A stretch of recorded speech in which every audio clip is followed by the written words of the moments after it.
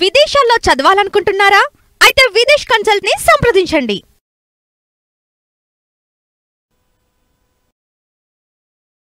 నమస్తే, నేను news analysis లో ముందుగా చూద్దాం. నిబంధనంలో గుంటూరు కూలి 6 కారు పోయిన మరొకరు గల్లంతు. వర్షం అయితే వాస్తవం 24 గంటల నైట్ ఏపీలో బీభత్సం, ఎక్కడెక్కడ వరదలు, కొండ చర్యలు ఇరిపడి 6 చచ్చిపోయారట. కారులో కొట్టపోయి 3, ఇంకొక వాగులో కొట్టకపోయి ఇంకొకళ్ళు, మొత్తానికి 10 మంది ఇప్పటికే చచ్చిపోయారు. మన నైటింగ్ ఎంతమంది చనిపోయారో తెలియదు. మొత్తానికైతే వరద బీభత్సం సృష్టిస్తుంది. ముఖ్యమంత్రి చంద్రబాబు నాయుడు గారు అధికారులు మొత్తం కూడా అలర్ట్ చేస్తుండు. అధికారులని టెలికాన్ఫరెన్స్లు పెట్టిండు. మొత్తానికి వీడియో కాన్ఫరెన్స్లు, టెలికాన్ఫరెన్స్లు ఆయన కంట్రోల్ రూమ్స్ అవి పెట్టి చాలా జాగ్రత్తలు అయితే తీసుకుంటున్న పరిస్థితి ఉంది. మొత్తానికైతే వర్ష బీభత్సం అంట, కొండ చర్యలు ఇరిపడి చనిపోయారు. ఇది ఒక వార్త. విచారణ జరుగుతుండగానే ఇంటికి పంపేస్తున్నారు. నిరాకరించిన విద్యార్థులపై యాజమాన్యం ఒత్తిడి. గుడ్లవల్లేరు కళాశాల వసతి గృహం ఖాళీ, భారీ పోలీసు బందోబస్తట. విచారణ జరుగుతుంది, ఇంటికి పంపించేస్తున్నారు. మరి ఇదేం మతలబు, ఇదేం గమ్మత్తు? దీంట్లో ఉన్న మతలబ్ ఏందో పెద్ద ఎత్తున అనుమానాలు వస్తున్నాయి. గుడ్లవల్లేరులో శేషాద్రిరావు ఇంజనీరింగ్ కాలేజీలో సీసీ కెమెరాలు పెట్టి, మా అమ్మాయిలకు సంబంధించిన హాస్టల్లో సీసీ కెమెరాలు పెట్టి వాష్రూములలో దాదాపు 300కు పైగా వీడియోలు రికార్డు చేశారు. వాళ్ళ ఆత్మాభిమానాన్ని, ఆత్మగౌరవానికి సంబంధించిన విషయం అది. పెద్ద ఎత్తున ఉద్యమం చేస్తున్న, వర్షాన్ని కూడా లెక్క చేయకుండా రోడ్లపైకి వచ్చి విద్యార్థులు, అమ్మాయిలు మొత్తం కొన్ని వందల మంది రోడ్ల మీదకి వచ్చి ఉద్యమం చేస్తున్నారు. అసలు ఆ కాలేజీ యాజమాన్యం అయితే చాలా అనుమానాస్పదంగా, వివాదాస్పదంగా మాట్లాడుతుంది. వాళ్ళని కర్రలతోనే కొడుతుండ్రట. మీరు ఎందుకు ఉద్యమం చేస్తారు? నోరు తెరిస్తే నోటికి కుట్లేస్తామనే పరిస్థితికి వచ్చింది. ప్రభుత్వం కూడా, ముఖ్యమంత్రి గారు చంద్రబాబు నాయుడు గారు ప్రతి 3 గంటలకు ఒకసారి ఈ విషయం పైన, ఈ విచారణ పైన నాకు నివేదిక ఇవ్వాలన్నాడు. మరి ఆ నివేదిక ఎటుపోయింది? ఆ ప్రతి 3 గంటలకు ఒకసారి ఏమి ఇస్తుందో తెలియదు. కానీ మొత్తానికి విచారణ అట్లే ఉంది, విచారణ జరుగుతుంది. ఇంకొక వైపు విచారణ జరుగుతుంటే ఉన్నతమైన పోలీస్ ఆఫీసర్లు అక్కడ ఏం జరగలే, కెమెరాలు పెట్టలేదని ఒక ఆయన అనౌన్స్ చేస్తారు. ఇంకొక అడుగు ముందుకేసి నిన్న విచారణ అట్లా ఉండగానే, ఎంక్వైరీలు ఉండగానే విద్యార్థులను మొత్తాన్ని ఖాళీ చేసే కార్యక్రమం, హాస్టల్ నుంచి బయటికి పంపే కార్యక్రమం. ఎందుకంటే ఇక్కడ ఉన్న కాడి నుంచి అందరు జమ అవుతున్నారు, ఉద్యమం చేస్తున్నారు. మొత్తానికి ఇది పెద్ద ఇష్యూ అయ్యేటట్టుంది. ఆ ఇష్యూని మొత్తానికి మసిబూసి మారేడుకాయ చేసే పద్ధతిలో క్లోజ్ చేసే పద్ధతి చేస్తారా అనిపిస్తుంది. కాలేజీ యాజమాన్యానికి ప్రభుత్వ యంత్రాంగం సహకరిస్తుందా అని అనుమానం వస్తుంది. అంతమంది అమ్మాయిలకు సంబంధించి ఆత్మగౌరవం, ఆత్మాభిమానానికి సంబంధించి లెక్క చేయకుండా, వాళ్ళ యొక్క సమస్య ఏంది వినకుండా, వాళ్ళ యొక్క బాధ, ఆందోళన, వాళ్ళ యొక్క ఇబ్బంది ఏందో దానిపైన ఎంక్వైరీ చేయకుండా కాలేజీ యాజమాన్యానికి వత్తాసు పలికి పోలీసులను పంపించి హాస్టల్ మొత్తం ఖాళీ చేసే కార్యక్రమం చేస్తున్నాం. మొత్తానికి కొంతమంది మేము ఖాళీ చేయమంటే కూడా బెదిరించారట. పోలీసులు అవసరమైతే కేసులు పెడతాం, మిమ్మల్ని మీ జీవితాలు ఖరాబ్ చేస్తాం, కేసులు అయితే, క్రిమినల్ కేసులు అయితే అని చెప్పి బెదిరించి మొత్తానికి అక్కడి నుంచి పంపిస్తున్నారు. అంటే ఉద్యమాన్ని చల్లార్చే కార్యక్రమం చేస్తున్నారు, కానీ అసలు విషయాలు బయటికి తీసుకొచ్చే కార్యక్రమం చేయట్లేదు. అంటే జరుగుతున్న ఉద్యమాన్ని చల్లార్చే కార్యక్రమం, జరుగుతున్న ఉద్యమాన్ని మూసేసే కార్యక్రమం చేస్తున్నారు తప్ప అసలు విషయం ఏం జరిగింది, ఎందుకు రికార్డు చేశారు, రికార్డు చేసిన వాళ్ళపైన ఏం చర్యలు తీసుకున్నారు, ఆ వీడియోలను ఎరేజ్ చేశారా, ఆ పద్ధతి అయితే లేదు. ఇది ఒకవైపు విచారణ జరుగుతుంటేనే ఇంటికి పంపేస్తున్నట్టు వాళ్ళు పెద్ద ఎత్తున గొడవ చేసినా కానీ పట్టించుకోవట్లేదు. ఇది ఆంధ్రజ్యోతి ప్రజాశక్తికి సంబంధించి సాక్షి పేపర్ చూద్దాం. సాక్షిలో బెజవాడ గజగదట, ఊళ్ళు నీళ్లు కోస్తా కకావికలం, ముంచెత్తిన వాన, ఏకమైన దారులు, ఏర్లు. విజయవాడలో ఇళ్లపై కొండ చర్యలు విరిగిపడి 5 మృతి. మొత్తానికి బెజవాడ మొత్తం కకావికలమైందట, మొత్తం కోస్తా కకావికలమైందని ఒక వార్తనిచ్చారు. ఇది ఒక వార్త. రాజధాని అమరావతిలో హైకోర్టు పరిస్థితి, ఊడిపడ్డ ఫాల్స్ సీలింగు, బార్ కౌన్సిల్ ఉద్యోగులకు తప్పిన ప్రమాదం, కోర్టు హాళ్ల వద్ద భారీగా నిలిచిపోయిన నీరు, సీలింగ్ నుంచి నీటి ప్రవాహం, తడిచి ముద్దైన ఫైళ్లు. మొత్తానికి రాజధాని అమరావతిలో చంద్రబాబు నాయుడు గారు కట్టించిన హైకోర్టు బిల్డింగ్ అది. బార్ కౌన్సిల్ మొత్తం నీళ్ళేనట, ఫైళ్లు తడిచిపోతాయని కుర్చీల మీద పెట్టుకునే పరిస్థితికి వచ్చింది. కోర్టు హాళ్ళ ముందు ఎక్కడికక్కడికే వాగులు, వరదలు ఉన్నట్టే ఉన్నాయి. వాగులో చిన్న చిన్న గుంటలు ఉన్నట్టు మొత్తం ఎక్కడక్కడ నీళ్ళు నిలిచిపోయినాయట కోర్టు హాల్ ముందు. ఇది పరిస్థితి అని చెప్పి రాజధాని అమరావతిలో హైకోర్టు పరిస్థితి అని చెప్పి ఒక వార్తనిచ్చారు. దీనికి సంబంధించి 2వ పేజీలో ఇగో ఇది హైకోర్టులోకి వచ్చిన వర్షపు నీటితో ఇబ్బందులు. హైకోర్టులో మరోసారి ఉడిపడ్డ ఫాల్స్ సీలింగ్. బార్ కౌన్సిల్ ఉద్యోగులకు తప్పిన ప్రమాదం. కోర్టు హాళ్ల వద్ద భారీగా నిలిచిపోయిన నీరు. సీలింగ్ నుంచి వరదల నీటి ప్రవాహం. తడిచి ముద్దైన ఫైళ్లు. రూమ్లోకి నీళ్లు రావడంతో ఫైళ్లను కుర్చీలో పెట్టిన కారణంగా స్థలం లేక నిలబడి ఉన్న హైకోర్టు సిబ్బంది. ఇది ఇలా హైకోర్టు పరిస్థితి. ఇది అమరావతి నిర్మాణం, ఇది అమరావతి విజన్ అని చెప్పి చంద్రబాబు నాయుడు గారు ఏం చెబుతున్నారు. ఇక దీనికి సంబంధించి ఇది 150 కోట్లు పెట్టి కట్టారట నాసిరకంగా. అది కూడా మళ్ళీ టెంపరీ బిల్డింగే. 150 కోట్లు మరి ఇక వరదలో పోసినట్టు అయిపోయింది. ఇది ఒక వార్త.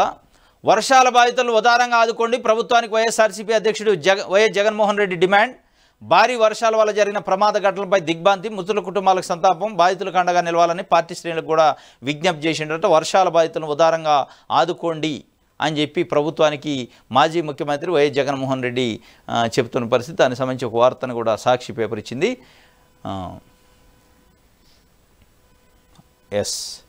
ఇది ఒక వార్త. ఇంకోటి, ఈ ప్రశ్నలకు బదులేది. గుడ్లవల్లేరు ఇంజనీరింగ్ కళాశాలలో వికృత చేష్టలపై సందేహాలెన్నో. యాజమాన్య వైఫల్యమో ప్రభుత్వ నిర్లక్ష్యం సుస్పష్టం.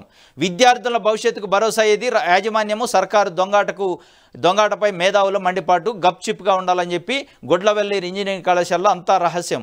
నోరెత్తవద్దు అంటూ విద్యార్థులకు ఆంక్షలు. మీడియాకు చెబితే చర్యలు తప్పు అని బెదిరింపులు. ధిక్కరిస్తే వేటు వేస్తామని యాజమాన్య హెచ్చరికలు. విద్యార్థులపై పోలీసు అస్త్రం. బలవంతంగా హాస్టల్ నుంచి తరలింపు. అడ్డుకున్న విద్యార్థి సంఘాల నాయకులపై పచ్చమూకల దాడి. భయం వేస్తుంది, చచ్చిపోవాలనిపిస్తుందట ఒక అమ్మాయి. ఇది మొత్తానికి ఈ ప్రశ్నలన్నిటికీ బదులేదు. అసలు గుడ్లవల్లేరు ఇంజనీరింగ్ కాలేజీలో ఏం జరిగింది, అసలు వీడియో రికార్డింగ్ అయిందా, అయితే ఎన్ని వీడియోలు అయినాయి, ఎవరెవరి వీడియోలు ఉన్నాయి. ఇప్పుడు ఆ వీడియోలను ఏదో బయట పెట్టమని ఎవరు అడగట్లే. ఆ వీడియోలు ఉంటే వాళ్ళ ఆత్మ గౌరవానికి సంబంధించిన విషయం కాబట్టి వాటిని డిలీట్ చేసే కార్యక్రమం ఏమైనా జరిగిందే అది చెప్పొచ్చు కదా ప్రభుత్వ యంత్రాంగం. ఆ కాలేజీ యాజమాన్యం కనీసం పట్టించుకునే పరిస్థితి లేదు. నిజంగానే అమ్మాయిలకు సంబంధించిన వీడియోలు రికార్డ్ అయ్యి ఉంటే రికార్డులు బయట పెట్టమని ఎవరు అడగరు. ఆ రికార్డుని ఎరేజ్ చేశారా, ఇక సోషల్ మీడియాలో ఎక్కడ కనపడవా, ఈ బ్లాక్మెయిలింగ్ ఉండవా అనే విషయం పైన స్పష్టమైన హామీ, స్పష్టమైన సమాచారం ఇచ్చే పరిస్థితి కాలేజీ యాజమాన్యం కానీ ఇటు విచారణ అధికారులు చేయట్లే. ఏ కాడికి వాళ్ళని మీరు నోరెత్తొద్దు, నోరెత్తితే కఠినమైన చర్యలు ఉంటాయి, కేసులు పెడతాం, అవసరమైతే ఇంటికి పోండి, ఇది చెప్తున్నారు తప్ప మరి మా సమస్య ఏంది అనేది చెప్పట్లే. వాళ్ళకి తీవ్రమైన సమస్య ఉంది, సమస్య పైన పెద్ద ఎత్తున ఆందోళన చేస్తున్నారు, భయపడుతున్నారు. వాళ్ళ భయానికి కనీసం భరోసా ఇచ్చే కార్యక్రమం లేదు, అసలు చెప్పే పరిస్థితి లేదు. నోరెత్తితే కర్రలతో కొట్టే పరిస్థితి అట, నోరెత్తితే వాతలు పెడతాం అనే పరిస్థితి అట, పోలీస్ స్టేషన్లో బంధిస్తామని పోలీసులతో బెదిరించే పరిస్థితి. అంటే ఎందుకు ఇంత యారగెంట్గా బిహేవ్ చేస్తున్నారు అనేది అర్థం కాని పరిస్థితి. మరి దీని వెనక ఏమైనా పెద్ద తలకాయలు ఉన్నాయా? ఆ పెద్ద తలకాయలు ఏమైనా బయటకు వస్తాయని భయాందోళన పడుతున్నారా? ఎందుకంటే జరిగింది ఇష్యూ, జరిగిన దానికి డైరెక్ట్గా ప్రభుత్వం బాధ్యత ఉండదు, అందులో ప్రైవేట్ కాలేజీ కాబట్టి. ఎందుకు ప్రభుత్వం కూడా మరి ప్రైవేట్ యాజమాన్యాన్ని వెనకేసుకొస్తుంది? ప్రైవేట్ కాలేజీ యాజమాన్యం బాధ్యత వాస్తవంగా వాళ్ళని ఎందుకు ప్రొటెక్ట్ చేస్తున్నారు? ఈ ప్రభుత్వంలో ఉన్న పెద్దలకు సంబంధించి ఏమైనా బంధువులదా కాలేజీ అనే కోణంలో కూడా ఉంటే ఆ బంధువులది, తెలుగుదేశం పార్టీ నాయకులకు సంబంధించి బంధువులదని కొంత బయటికి సమాచారం తెలుస్తుంది. సరే ఉండొచ్చు, ఇష్యూ జరిగింది, అన్ని వందల మంది గర్ల్స్కి సంబంధించిన ఇష్యూ, అది వాళ్ళ ఆత్మగౌరవానికి సంబంధించిన ఇష్యూ. చెప్పాలి కదా, మీ వీడియోలు మేము గుర్తించడం, డిలీట్ చేస్తున్నాం, మీకు ఇబ్బంది లేదు, భయపడొద్దు, ఆందోళన పడొద్దు అని చెప్పే పరిస్థితి లేకుండా మీరు నోరు తెరవద్దు, మీరు మాట్లాడొద్దు, మీరు ఇంటికి వెళ్ళిపోండి, మేము చూసుకుంటాం. ఏంది నువ్వు చూసేది? ఇప్పుడు అడ్డగోలుగా ఆ వీడియోలు రేపు సొసైటీ మార్కెట్లోకి వెళ్తాయి, అడ్డగోలుగా ఎవడు పడితే వాడు అప్లోడ్ చేస్తాడు. వాళ్ళు ఏం కావాలా? ఎంత బాధ ఉంటుంది పేరెంట్స్కి కానీ పిల్లలకి? అది ఆలోచించకుండా ఈ ప్రశ్నలన్నిటికీ బదులేదని చెప్పి ఒక వార్త ఇచ్చింది. విద్యార్థులకు భవిష్యత్తు భరోసా లేదు, గప్చిప్గా ఉండాలట, నోరెత్తొద్దంటూ విద్యార్థులకు హూకం జారీ చేశారట పోలీసులే యాజమాన్యం. ఆంక్షలు మీడియాకి చెబితే చర్యలు తప్పు అని కూడా బెదిరింపులు చేస్తారట. ధిక్కరిస్తే వేటు వేస్తాం అంటున్నారు. ఏం వేటు వేస్తారు? అడ్మిషన్ రద్దు చేస్తారు. అంటే వాళ్ళ వీడియోలే రికార్డు చేస్తారు, ఆ రికార్డు చేయడానికి సహకరిస్తుంది యాజమాన్యం, పట్టించుకోదు, రికార్డులు అవుతున్నాయి ఎనరు, అది ఫేక్ న్యూస్ అని కొట్టిపారేస్తారు. అంటే అమ్మాయిలకు సంబంధించిన వీడియోలు రికార్డు చేసుకునే వసతి అంటే అవకాశాన్ని ఇచ్చి ఎవడో దొంగనా కొడుకులకి వాళ్ళ వీడియోలు రికార్డ్ అయ్యి ఉంటే వాళ్ళ మీద వేటు వేస్తారా మీరు? ఎవరి మీద వేయాలి వేటు? వేటు వేస్తే గీస్తే రికార్డు చేసినోడు, రికార్డు చేయడానికి సహకరించిన అమ్మాయి, రికార్డు చేయడానికి ఇదంతా అవకాశాలు ఇచ్చిన యాజమాన్యం పైన వేటు వేయాలి. కానీ ఏం చెప్తున్నారు? ఇవాళ విద్యార్థులపైన వేటేస్తారట. అంటే ఎంత అన్యాయం, ఎంత దుర్మార్గం. ఇది ఒక వార్త అయితే. ఇంకొకటి అక్కడ కొంతమంది విద్యార్థులు మాట్లాడిన మాటలను కూడా రాశారు. భయం వేస్తుంది, చచ్చిపోవాలనిపిస్తుంది, ఎవరూ పట్టించుకోవట్లేదు, అడిగితే కర్రలతో కొడుతున్నారు. తన స్నేహితురాలికి ఫోన్ చేసి ఏడ్ చేసిన విద్యార్థిని. ఎంత బాధ ఉందో. ఈ ఆడియో బయటకు వచ్చింది. నాకు భయం వేస్తుంది, ఏం చేయాలో తెలియట్లేదు, చచ్చిపోవాలనిపిస్తుంది. అసలు ఎన్ని రోజులు వీడియో రికార్డ్ చేశారో అందులో నాది ఉందా అనే డౌట్ ఉంది. నాది ఉంటే నా జీవితం ఏంది, నా పరిస్థితి ఏంది, నేను తల ఎత్తుకొని ఎట్లా సమాజంలో తిరగాలి, చచ్చిపోవాలని అనిపిస్తుంది అని చెప్పి ఒక అమ్మాయి ఇంకొక వాళ్ళ స్నేహితురాలతో, వాళ్ళ ఫ్రెండ్తో చెప్తుంది. అంటే ఎంత ఆందోళన ఉంటుంది. కనీసం వాళ్ళ బాధని, వాళ్ళ ఆందోళనని, వాళ్ళ సమస్యని, వాళ్ళ ఇబ్బందిని వినకుండా మీరు నోరెత్తొద్దు, గప్చిపు ఉండాలి, చర్యలు తీసుకుంటాం, అవసరమైతే వేటు వేస్తాం. ఏంది నువ్వు వేటు వేసేది? ఎవరిపైన వేయాలా వేటు వేయాలా? కాలేజీ ప్రిన్సిపాల్ పైన, కాలేజీ యాజమాన్యం పైన కేసులు పెట్టాలా? అది వదిలేసి అసలు ఇంతవరకు కాలేజీ ప్రిన్సిపాల్ పైన కానీ కాలేజీ యాజమాన్యం పైన ఎఫ్ఐఆర్ కాలే. ఇంత అరాచకం, ఇంత బీభత్సం చేస్తుంటే కనీసం వాళ్ళపైన ఎఫ్ఐఆర్ చేయాలి కదా, చేయలే. ఎఫ్ఐఆర్ చేయకపోగా ఆ అమ్మాయిలు బెదిరిస్తారు, మీ పైన కేసులు పెడతాం, మీ లైఫ్ స్పాయిల్ చేస్తామని బెదిరించే పరిస్థితి. అంటే వాళ్ళ ఏ వీడియోలు తెస్తారు, వాళ్ళ లైఫ్ స్పాయిల్ చేస్తారు. వాడు చేసి వీడియో తీసినోడు చేసింది కాక మళ్ళీ వీళ్ళు చేస్తారట, మళ్ళీ మీరే వెయిట్లు వేస్తారు. ఏంది బాధ? జరిగింది దారుణం, ఐక్యంగా పోరాడితే నిజం బయటికి, నిందితులను శిక్షించే వరకు వెనక తగ్గొద్దు. విద్యార్థులకు నటి పూనం కౌర్ సూచన. ఇదేమీ పెద్ద కేసు కాదంటండి ఎవరైనా. గంగాధర్ రావు జిల్లా ఎస్పీ. ఏం కేసు కాదు, పెద్ద కేసు కాదు ఇది.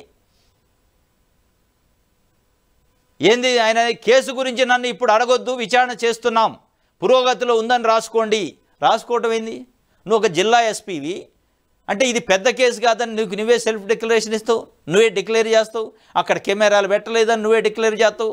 పెద్ద కేసు కాదని ఎట్లా అంటారు? మీ కుటుంబ సభ్యులు, మీ ఇంట్లో పిల్లలు కూడా అందులో ఉంటే ఏం చేస్తారు ఇవాళ మీరు? ఆ పోలీస్ అధికారికి సంబంధించిన పిల్లలు కూడా అదే హాస్టల్లో చదువుకుంటూ ఉంటే, వాళ్ళే కూడా రికార్డ్ అయినాయి అని అనుమానం ఉంటే ఇవాళ మీ స్పందన ఎట్లా ఉంటుంది? ఒక తండ్రిగా, ఒక పేరెంట్గా అది కదా మీరు ఆలోచించాల్సింది.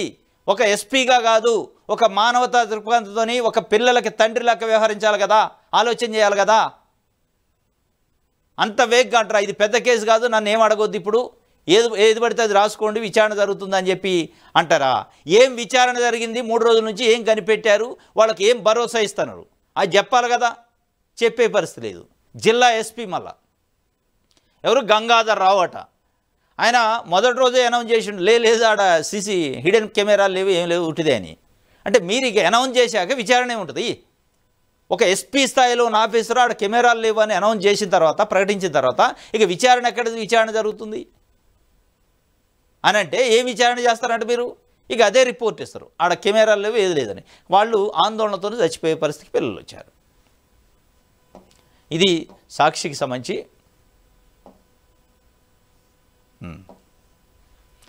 జగన్కు జన నిరాజనం. పులివెందుల పర్యటన సందర్భంగా బ్రహ్మరథం పట్టిన ప్రజలు ప్రతి గ్రామంలో వాహనం ఆపి స్థానికులను పలకరించిన వైఎస్ జగన్.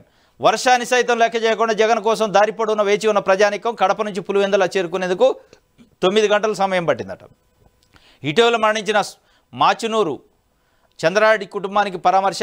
గొందిపల్లెలో నూతన జంటకు వైఎస్ జగన్ ఆశీస్సులు. ఇది మొత్తానికి జగన్మోహన్ రెడ్డి నిన్న కడప పులివెందుల పర్యటన పోయాడు. కడప నుంచి పులివెందులకు దాదాపు 9 గంటల సమయం పట్టిందట. జన నిరాజనం పట్టారట. ఎక్కడికక్కడికి ఆపారు. ఎక్కడికక్కడికి అక్కడ ఆగి కూడా కారు దిగి అక్కడ ఎవరైతే వెయిట్ చేస్తారో ప్రజలకు అభివాదం చేస్తూ వాళ్ళతో మాట్లాడుకుంటూ వెళ్ళిండు. దాంట్లో భాగంగానే మధ్యలో ఒక నూతన జంటకు కూడా ఆశీస్సులు ఇచ్చిండు. పెళ్లి జరుగుతుంటాయి. అండగా ఉంటే అధైర్యపడద్దు. కడప నుంచి మాచునూరుకు వెళ్లిన వైఎస్ జగన్ ఇటీవల అనారోగ్యంతో మృతి చెందిన వైఎస్ఆర్సీపీ మండల శాఖ అధ్యక్షుడు మాచునూరు చంద్రారెడ్డి కుటుంబాన్ని పరామర్శించారు. పార్టీకి ఆ కుటుంబం అందించే సేవలకు గుర్తున్నాయని, దివంగత మాచునూరు చంద్రారెడ్డి తనకు అండగా నిలిచారని, ఆయన కుటుంబానికి అండగా ఉంటాను, అధైర్యపడొద్దని మాచునూరు కుటుంబ సభ్యులకు భరోసా ఇచ్చారు. వైఎస్ జగన్ను చూడగానే చంద్రారెడ్డి సతీమణి లక్ష్మీనారాయణ బోరున విలిపించారట. ఆమెను ఓదార్చిన జగన్ ఇతర కుటుంబ సభ్యులను ఆప్యాయంగా చేరదీసి చంద్రారెడ్డి సేవలు గుర్తు చేసుకున్నారు. మొత్తానికి ఆ చంద్రారెడ్డి మండల అధ్యక్షుడట. ఆయనకి అండగా ఉంటాం కుటుంబానికి. ఆయన పార్టీకి ఏం చేసిండో మాకు తెలుసు, మొత్తం నా మదిలో ఉంది, ఆయన పార్టీకి ఎంత సర్వీస్ చేసిండు అనేది చెప్తున్న పరిస్థితి. ఇంకోటి, సర్వే చేసి పింఛన్లు తొలగిస్తారట. చెట్లుగా డబ్బులు పండటం లేదు అని మంత్రి అచ్చెన్నాయుడు గారు చెప్తుండు. చాలా కొత్త సూక్తి కనిపెట్టిండు ఆయన. చెట్లుగా డబ్బులు పండట్లేదట, అందరికీ తెలుసు అది. మరి చెట్లగా డబ్బులు పండట్లేదని తెలిసి స్పెషల్ ఫ్లైట్లు, స్పెషల్ హెలికాప్టర్లు, మీకు అంతా స్పెషల్ వీఐపీ ట్రీట్మెంట్ ఎందుకు? బస్సు ఎక్కి తిరగరాదండి, ప్రభుత్వ బస్సు ఉందిగా, తిరిగితే పాయ చెట్లకు డబ్బులు కాస్తున్నాయి. మీకు ఒక్కొక్కళ్ళకి 24 మంది పిఏలు, ఓఎస్డీలు, పిఎస్లు, ఇది అది అన్నీ మంది, మార్బలం, హంగామా, కారులు, హెలికాప్టర్లు, విమానాలు, హోటల్ బుకింగు, లాడ్జీలు బుకింగు, ఇవన్నీ ఎందుకు? మరి చెట్లకు డబ్బులు కాయట్లేదు కదా, పండవు కదా, ఆర్థిక పరిస్థితి బాగలేదు కదా. ఏం చెప్తున్నాయని పింఛన్లు అట తొలగిస్తారట. మిమ్మల్ని పింఛన్లు తొలగియటానికి ఎన్నుకోలే ప్రభుత్వంలో, పింఛన్లు ఏమైనా కొత్త ఇవ్వటానికి, ఉన్న పెన్షన్లు పెంచడానికి ఎన్నుకున్నారు. ఆయన ఏం చెప్తుండంటే, గత ప్రభుత్వంలో రాష్ట్ర వ్యాప్తంగా ఎంతోమంది అనర్హులకు పింఛన్లు మంజూరు చేశారట. ఇప్పుడు అధికారులతో సర్వే చేయించి అనర్హులు పింఛన్లు తొలగిస్తామని మంత్రి అచ్చెన్నాయుడు వెల్లడించారు. శ్రీకాకుళం జిల్లా టెక్కల మండలం రావివలస గ్రామంలో శనివారం గ్రామ సచివాలయము, రైతు సేవా కేంద్రము, వెల్నెస్ సెంటర్ ప్రారంభోత్సవంతో పాటు సామాజిక పెన్షన్ల పంపిణీ కార్యక్రమాన్ని ఆయన నిర్వహించారు. ఈ సందర్భంగా అచ్చెన్నాయుడు మాట్లాడుతూ, అధికారంలోకి వచ్చిన వెంటనే అన్నీ ఇవ్వాలంటే తమ దగ్గర అక్షయ పాత్ర లేదని, చెట్లుగా డబ్బులు పండడం లేదని వివాదాస్పద వ్యాఖ్యలు చేశారు. రాష్ట్ర ఆర్థిక పరిస్థితి భిన్నంగా ఉందని సొంత డబ్బులతో అన్న క్యాంటీన్లు నిర్వహిస్తున్నారట. ఎవరు సొంత డబ్బులు? హెరిటేజ్ సొంత డబ్బులా?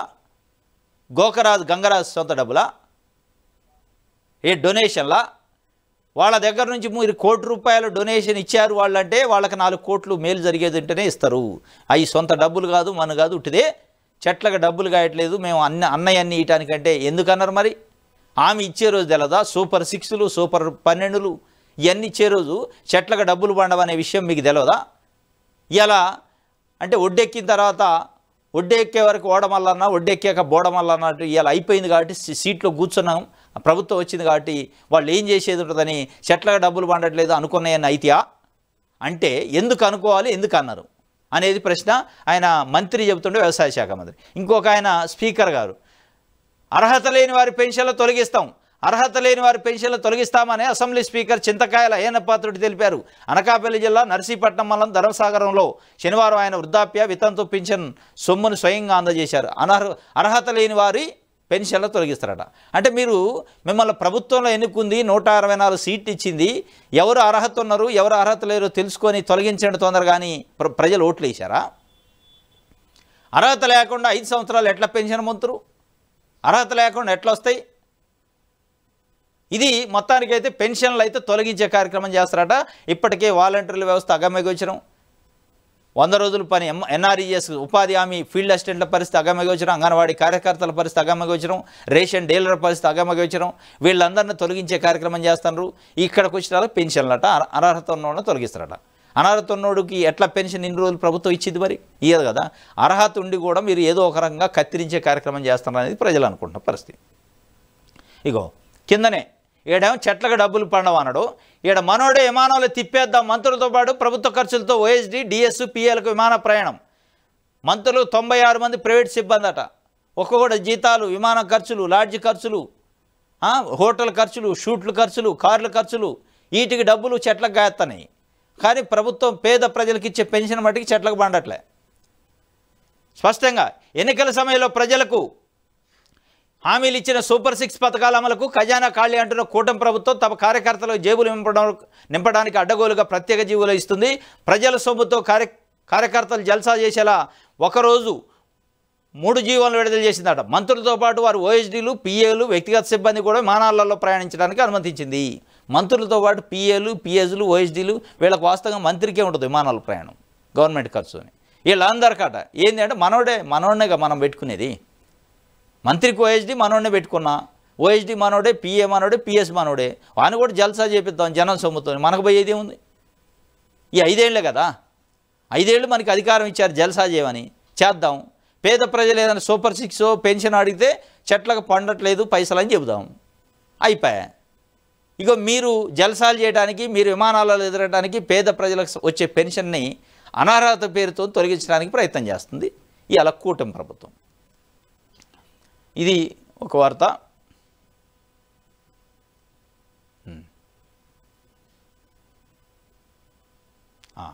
డిష్యూ అట, ఇవి కొట్టుకుంటున్నారు గల్లాలు పట్టుకొని ఇద్దరు గెజిటెడ్ ఆఫీసర్లు. మళ్ళీ పిఠాపురం మున్సిపల్ సమావేశంలో కమిషనరు డిఈ బాహాబాహి అవుట్సోర్సింగ్ ఉద్యోగుల జీతాల చెల్లింపుపై విషయంపై చర్చ, కౌన్సిలర్ అడిగిన ప్రశ్నలు కమిషనర్ బదులిస్తూ డీఈపై ఆరోపణలు, ప్రతిగా డీఈ కమిషనర్పై ప్రత్యారోపణలు. దీంతో ఇరువురు మధ్య తీవ్ర వాగ్వాదం అట, పరస్పరం దాడి. కొంతకాలంగా కమిషనరు డీఈ మధ్య కోల్డ్ వార్ నడుతుందట.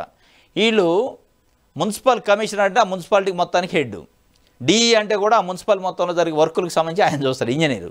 ఈయన కమిషనరు, ఆయన ఇంజనీరు. ఎంత చిల్లరగా గొడవ పెట్టుకో, మళ్ళీ ఎక్కడ వాళ్ళ ఛాంబర్లోనో వాళ్ళ క్యాబిన్లో కాదు, మున్సిపల్ కౌన్సిల్ సమావేశం జరుగుతుంది. కౌన్సిల్లో కౌన్సిలర్లు ఉంటారు, మేయర్ అది చైర్పర్సన్ ఉంటారు, అధికారులు మిగతా అన్ని శాఖల అధికారులు ఉంటారు. వాళ్ళందరి ముందే డైరెక్ట్గా గల్లలు పట్టుకొని డిష్యూమ్ పెట్టుకొని బూతులు తిట్టుకునే పరిస్థితి. ఇక ఎటుపోతుంది? ప్రభుత్వ అధికారులకు ఆ మాత్రం కూడా ఓపిక, ఆ మాత్రం కూడా సహనం లేకపోతే ప్రజలకి ఏం మీరు పరిపాలన అందిస్తారు? మీరు ఇంత పెద్ద స్థాయిలో చదువుకున్న వ్యక్తులు, ఉన్నత అధికారులుగా ఉన్నోళ్ళకి గల్లాలు పట్టుకునే పరిస్థితి ఉంటే, సామాన్య ప్రజలు మీ దగ్గరకు వచ్చి ఏదైనా అడగాలంటే ఇక మరి చూసి ఏమనుకోవాలా? భయపడాలా? ఏమనుకోవాలా? మిమ్మల్ని అసలు చదువుకున్నారు అనుకోవాలన్నా, చదువుకోలేదు అనుకోవాలన్నా, మీరు ఉద్యోగం చేస్తారని అనుకోవాలన్నా, గాడుదులు కాస్తారని అనుకోవాలన్నా? కౌన్సిలర్ల ముందు కౌన్సిల్ సమావేశంలో మీడియా ముందు వీడియో జరుగుతుంది, కనీసం సిగ్గు ఎగ్గు లేకుండా ఇద్దరు కొట్టుకున్నారు, డైరెక్ట్గా బూతులు దాడి చేసుకున్నారు, ఒకళ్ళ మీద ఒకళ్ళు గుద్దుకున్నారు. అందుకే ఆ డీఈ పైన సస్పెన్షన్ వేటేశారట. ఎందుకంటే కమిషనర్ మాట్లాడుతుంటే అడ్డుకున్నాడు కాబట్టి, గల్లా పెట్టి కొట్టిండు కాబట్టి ఆ డీఈ భవానీ శంకర్ పైన మొత్తానికైతే సస్పెన్షన్ పెట్టి ఈయన పైన కూడా ఏదో ఒక చర్య ఉంటుంది, కనకారావు కమిషనరు. మరి ఇది ఎక్కడ? మళ్ళా పిఠాపురం అంటే ఎక్కడ? పవన్ కళ్యాణ్కి సంబంధించిన కాన్స్టిట్యున్సీ, ఉప ముఖ్యమంత్రి గారు. ఇది జరుగుతుంది. ఈ పవన్ కళ్యాణ్ గారు జనసేన పార్టీ పెట్టింది ఈ మార్పు కోసమా? పవన్ కళ్యాణ్ గారు జనసేన పార్టీ నడిపేది, జనసేన పార్టీకి అక్కడ ఎమ్మెల్యేగా ఉప ముఖ్యమంత్రిగా ఉన్నాడు. మరి ఆయన కాన్స్టిట్యున్సీలోనే, ఆయన కాన్స్టిట్యున్సీ హెడ్ క్వార్టర్ మున్సిపాలిటీలోనే ఈ డిషన్ కథ జరిగితే ఏం మార్పు జరుగుతున్నట్టు, దీనిపైన మరి ఆయన ఏం చర్య తీసుకుంటారో చూడాలి. ఇది ఒక వార్త.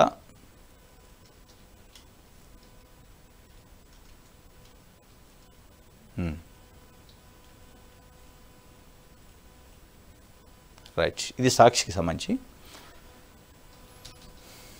ఈనాడు చూద్దాం.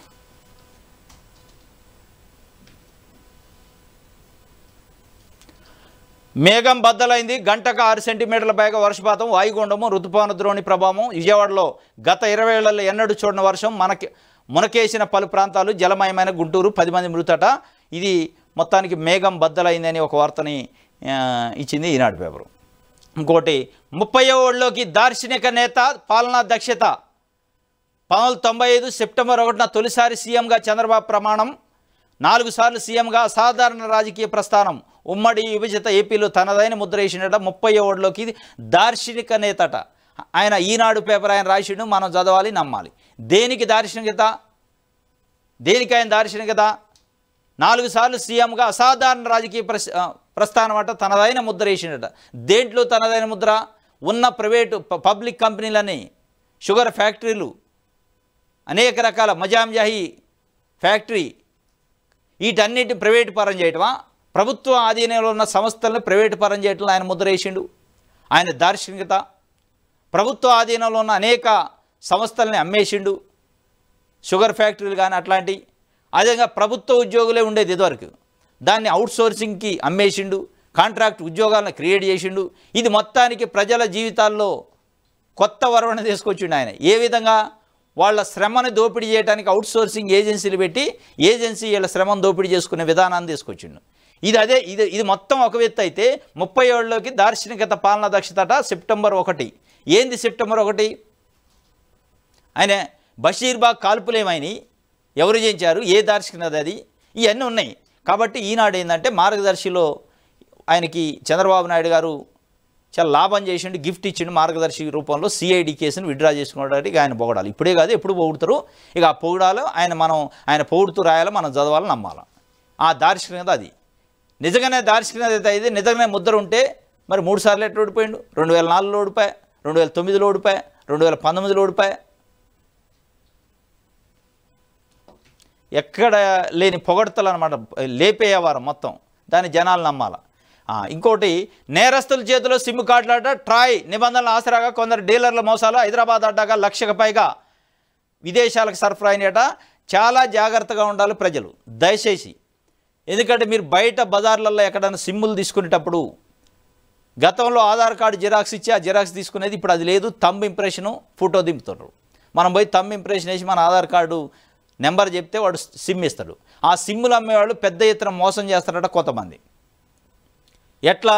మనం తంబేస్తాం, తంబేసిన తర్వాత 2 సిమ్ములు ఇచ్చే అవకాశాన్ని ట్రై ఇచ్చింది ఒకసారి. మనం తంబేస్తే 2 సిమ్ములకి వాడు పర్మిషన్ తీసుకొని ఒక సిమ్ మనకిస్తాడు, తెలవకుండానే ఒక సిమ్ వాడి దగ్గర పెట్టుకుంటాడు మన పేరుతోని. ఆ సిమ్ని సైబర్ నేరగాళ్ళకి, ఉగ్రవాదులకి, తీవ్రవాదులకి, టెర్రరిస్టులకి అమ్ముకుంటున్నారట. ఇది పెద్ద ఎత్తున జరుగుతుంది. 1,00,000కు పైగా సిమ్ములు హైదరాబాద్ కేంద్రంగానే అమ్మారట. కాబట్టి సిమ్ములు తీసుకునే ప్రజలు జాగ్రత్తగా ఉండాలి. ఎన్ని సిమ్ములు ఇస్తాడో మన పేరు మీద అనేది కూడా చెక్ చేసుకోవాలి. దానికి సంబంధించి చాలా జాగ్రత్తగా ఉండకపోతే అనేక రకాలుగా అక్రమ కేసులు మన పైన బనాయించే అవకాశం ఉంది. సైబర్ క్రైమ్ కావచ్చు, టెర్రరిస్టులు కావచ్చు, ఉగ్రవాదులు కావచ్చు, ఇట్లాంటి. కాబట్టి ఇంకోటి, ఇది ఇక్కడ ఎన్ని సిమ్ కార్డులు ఉన్నాయో కూడా గుర్తించే అవకాశాన్ని ఒక వెబ్సైట్ ఇచ్చింది ట్రాయ్. మన పేరుతో, మన ఫోన్ నెంబర్తో లింక్ అయ్యి ఎన్ని సిమ్ కార్డులు మన దగ్గర ఇష్యూ అయినాయి అనేది చూసుకుంటే మనకు తెలవకుండా ఏమైనా సిమ్ములు ఆపరేట్ అవుతున్నాయా, అవుతుంటే వాటిని బ్లాక్ కూడా చేసుకునే అవకాశం ఉంది. దానికి సంబంధించి ఒక సైట్ని ఇచ్చింది. ఇక్కడ TAFCOP.TAFCOP.SANCHARSAATHI.GO.in ఈ టెలికాం డిపార్ట్మెంట్కి సంబంధించి వెబ్సైట్ ఇది. ఈ వెబ్సైట్లో పోయి మీరు ట్రాయ్ వెబ్సైట్ ఓపెన్ చేసినా ఈ లింక్ వస్తుంది. ఈ వెబ్సైట్లోకి పోయి మీరు మన పేరుతో ఎన్ని సిమ్ములు ఉన్నాయో చెక్ చేసుకోవచ్చు. ఆ సిమ్ముల్లో నిజంగా మన నోటీసులో ఉంటుంటేనే ఏమి ఇబ్బంది లేదు. మన నోటీసులో లేకుండా ఏదైనా సిమ్ ఇష్యూ అయిందంటే దాన్ని బ్లాక్ చేయించుకోవాలి మీరు. లేదంటే చాలా పెద్ద ఎత్తున సమస్యలు ఎదుర్కోవాల్సి వద్ది. దానికి సంబంధించి ఒక వార్త ఇచ్చింది ఈనాడు పేపరు.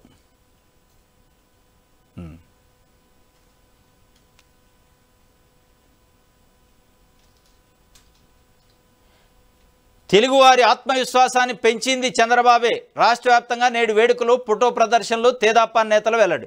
తెలుగువారి ఆత్మవిశ్వాసాన్ని చంద్రబాబు నాయుడు గారు పెంచితే తెలుగువాడి ఆత్మగౌరవాన్ని, తెలుగువాడి ఆత్మవిశ్వాసాన్ని, తెలుగువాడి పౌరుషాన్ని ఢిల్లీ పెద్దలకు చూపించింది ఎవరు మరి? ఎన్టీ రామారావు కాదు. అంటే ఎన్టీ రామారావుని కనుమరుగు చేసే ప్రయత్నం జరుగుతుంది ఇక్కడ.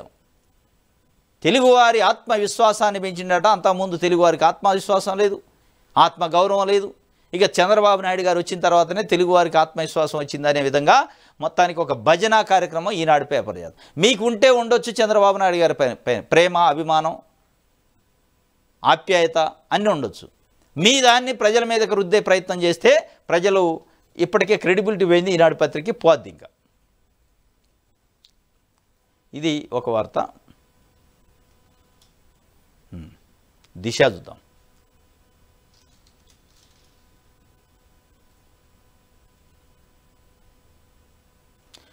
బోస్ భవితవ్యం ఏంటి? రాజ్యసభలో ఉంటారా, రాజీనామా చేస్తారా?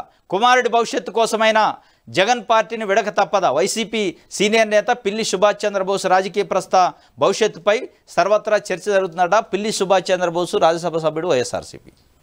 ఆయన పార్టీ మారుతాడు, రాజీనామా చేస్తాడు రాజ్యసభ సభ్యత్వాన్ని 3-4 రోజులుగా సోషల్ మీడియాలో ట్రోల్ చేస్తుంటే ఆయనే బయటకు వచ్చి స్వయంగా నేను నా జీవితం అంతం వరకు కూడా జగన్మోహన్ రెడ్డి అంటుంటా, నేను ఎన్ని పొడిచే రాజకీయ నాయకుడు కాదు, ఆ రకం కాదని కూడా అనౌన్స్ చేసిండు. అయినప్పటికీ తెలుగుదేశం పార్టీకి సంబంధించిన సోషల్ మీడియా ఆయన పైన దాడి చేసే ప్రయత్నం చేస్తుంది. దాన్ని బట్టి ఒక వార్త రాసింది. భవితవ్యం ఏంటి? కొడుకు రాజకీయ భవిష్యత్తు కోసమైనా వైఎస్ఆర్సీపీని విడతారు అనే చర్చ జరుగుతుందట. అది జరుగుతుందో లేదో కానీ వీళ్ళకి ముందు ఆగట్లే. ఇది ఒక వార్త.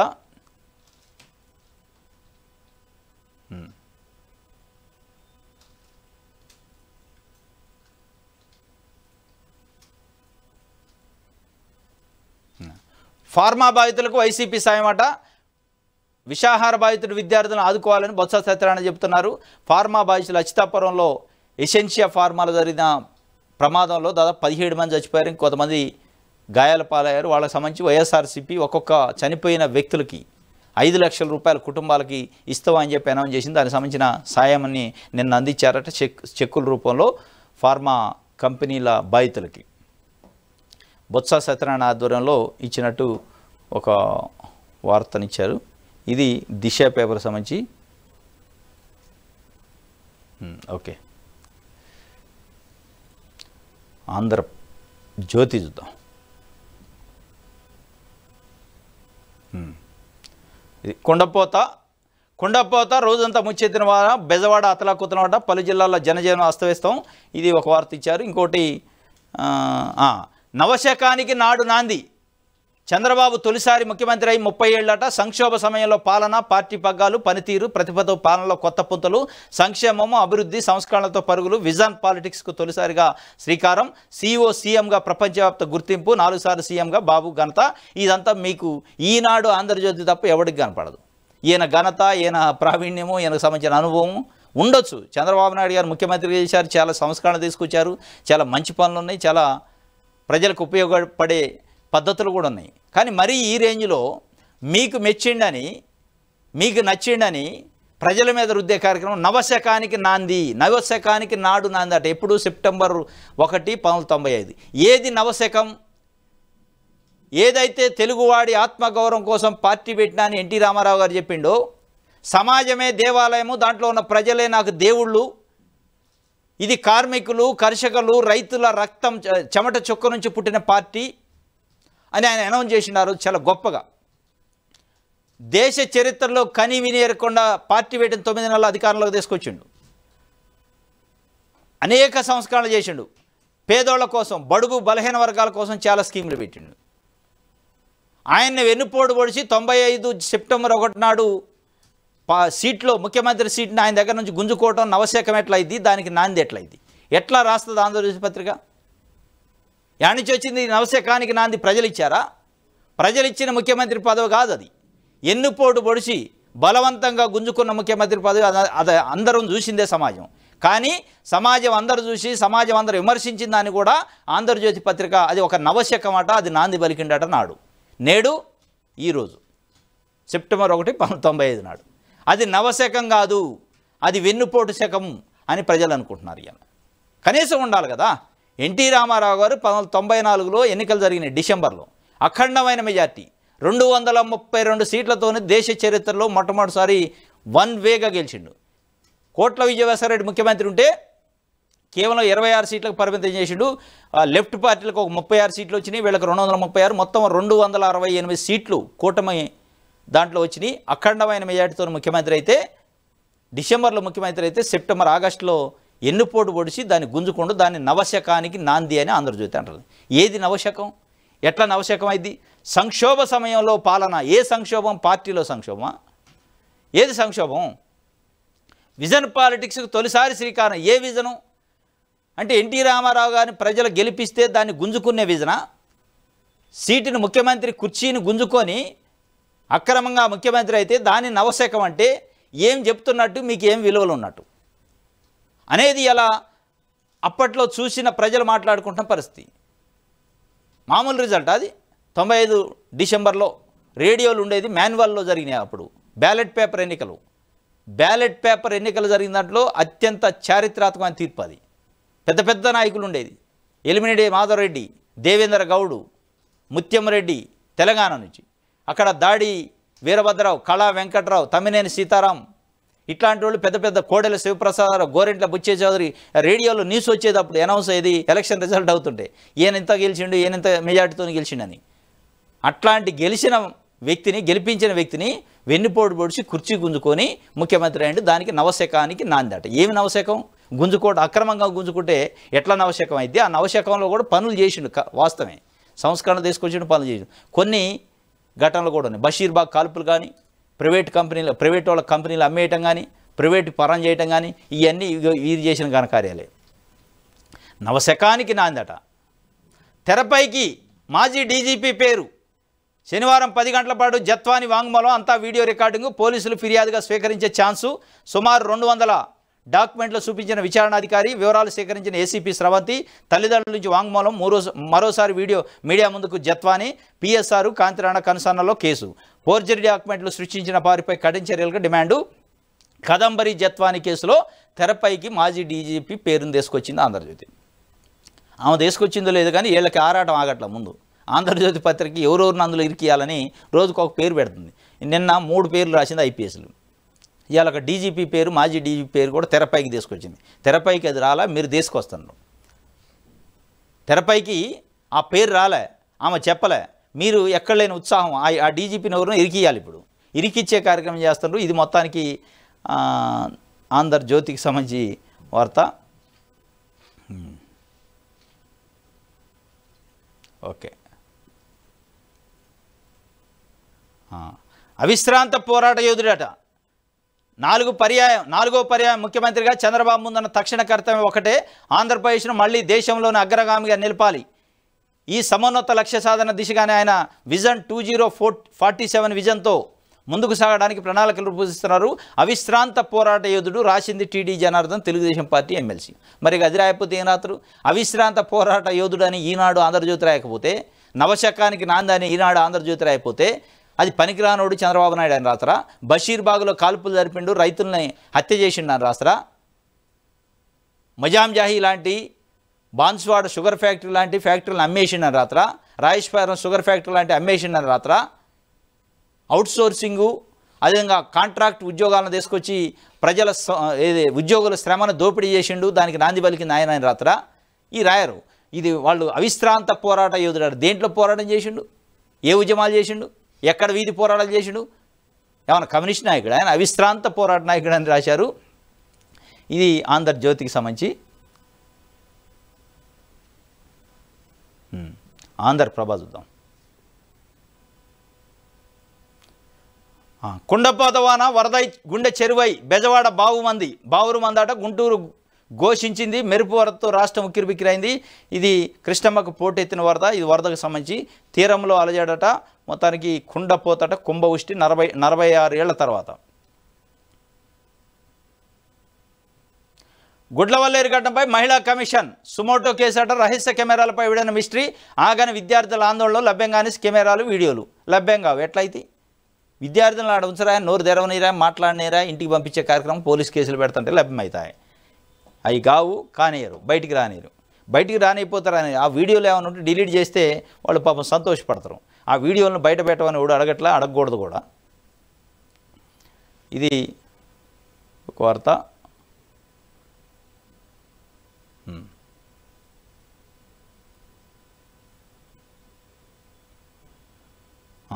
సమాచార హక్కు ఏది దిక్కు? సమాచార హక్కు చట్టం ప్రజల చేతిలో వజ్రాయుధం లాంటిది. పాలనలో పారదర్శకత పెంచి అవినీతి నిర్మూలనకు బీజం వేసి జవాబుదారీతనం పెంచే ఈ చట్టం అమల్లోకి వచ్చి సుమారు 19 సంవత్సరాలు కాగా ఆయా ప్రభుత్వాలు ఎప్పటికప్పుడు సమాచార కమిషన్ ఏర్పాటు చేయడంలో తీవ్ర జాప్యం చేస్తున్నాయి. ప్రజలకు అవగాహన కల్పించడంలో శ్రద్ధ చూపకపోవడం సమాచార హక్కు చట్టం పనితీరుకు నిదర్శనంగా నిలుస్తుంది. భారత ప్రభుత్వం అవినీతి లేని సమాజాన్ని నిర్మించాలనే తాపత్రయంతో అప్పటి యూపీఏ ప్రభుత్వం సమాచార హక్కు చట్టంని అమల్లోకి వచ్చింది. ఇది సమాచార హక్కు చట్టం దిక్కేది. సమాచార హక్కు చట్టం సామాన్యుల చేతిలో వజ్రాయుధం. వాస్తవంగా యూపీఏ ప్రభుత్వం 2005 అక్టోబర్లో తీసుకొచ్చింది అమల్లోకి. అక్టోబర్ 12, 2005. దానికి ఎప్పటికప్పుడు వచ్చిన కొత్త ప్రభుత్వాలు దాన్ని నిర్వీర్యం చేసి దాన్ని ఎక్కడికక్కడ కత్తులతో పొడిచి చంపుతున్నారు ఆ చట్టాన్ని. ఆ చట్టం యొక్క లక్ష్యం కానీ, ఆ చట్టం యొక్క ఉన్నతి కానీ, ఆ చట్టాన్ని పెంచే కార్యక్రమం, పబ్లిసిటీ చేసే కార్యక్రమం, ఆ చట్టానికి సంబంధించిన కమిషనర్లు నియమించే కార్యక్రమం ఏ ప్రభుత్వం శ్రద్ధ చూపట్ల. ఎందుకు అంటే వాళ్ళ బండారాలు బయటపడతాయి. ఆ సమాచార హక్కు చట్టం సరిగా అమలైతే వాళ్ళ అవినీతి, అక్రమాలు, కుంభకోణాలు బయటపడతాయి. ఏ పౌరుడైనా, భారతదేశంలో ఉన్న ప్రతి పౌరుడు ఏ ప్రభుత్వ కార్యాలయానికి సంబంధించిన సమాచారమైనా ఒక 10 రూపాయలు ఫీజు చెల్లించి దానికి సంబంధించిన సమాచారం తీసుకునే అవకాశం ఉంది. ప్రభుత్వ నిధులు కావచ్చు, ప్రభుత్వ పథకాలు కావచ్చు, ప్రభుత్వ పదవులు కావచ్చు, దానికి సంబంధించిన పూర్తి సమాచారాన్ని, ప్రభుత్వ ఉద్యోగులకు సంబంధించిన సమాచారం కావచ్చు, మొత్తం తీసుకునే అవకాశం ఉంది. దాంతో వాళ్ళ యొక్క బతుకులు బజార్లో పడతాయి, వాళ్ళ యొక్క బండారాలు బయటపడతాయి. కాబట్టి ఏ ప్రభుత్వం వచ్చినా సమాచార హక్కు చట్టమా తీయండి, ఫైల్ పక్కకు పెట్టేయండి. సమాచార హక్కు చట్టం కమిషన్ల నియామకం అవసరం లేదు ఇప్పుడు అని పక్కకు దోసే కార్యక్రమం. కానీ ఏమిస్తారు? నామినేటెడ్ పదవులు, ఆయన చుట్టూ ఉండే వాళ్ళకి చైర్మన్లు, కార్పొరేషన్ చైర్మన్లు. ఏంది వాళ్ళు పొడిచేది? కార్పొరేషన్ చైర్మన్ ఏం పొడిచేది లేదు. వాళ్ళకు ఒక కారు, వాళ్ళకు ఒక పిఏలు, ఈఏలు, ఒక 2-3 లక్షల జీతాలు ఈ మెయిల్ చేయడానికి ప్రభుత్వం సొమ్మున వాళ్ళకి కట్టబెట్టే కార్యక్రమం. కానీ ప్రజలకు ఉపయోగపడే, ప్రజలకి వజ్రాయుధమైన చట్టానికి సంబంధించి కమిషనర్లని నియమించేదానికి వచ్చే లేదు, ఇప్పుడు అవసరం లేదు, పక్కకు పెట్టేయండి అనే కార్యక్రమం ఏ ప్రభుత్వం ఉంది? ఏ ప్రభుత్వం అయినా అదే ఉంది. ఇది సమాచార హక్కు చట్టానికి ఏది దిక్కు అంటే దిక్కు ఎవడు లేడు. ప్రజలే మళ్ళా దాని మీద పోరాటం చేసి తెచ్చుకోవాలి. ఇది యూపీఏ ప్రభుత్వం తెచ్చింది అద్భుతమైన చట్టం, కానీ దాన్ని తూట్లు పొడిచే కార్యక్రమం చేస్తాను. ఇది ఆంధ్రప్రభ సంబంధించి. ఇది ఈరోజు ఏపీ న్యూస్కు సంబంధించిన సమాచారం. రేపు తాజా వార్తలతో తిరిగి కలుసుకుందాం. Thank you.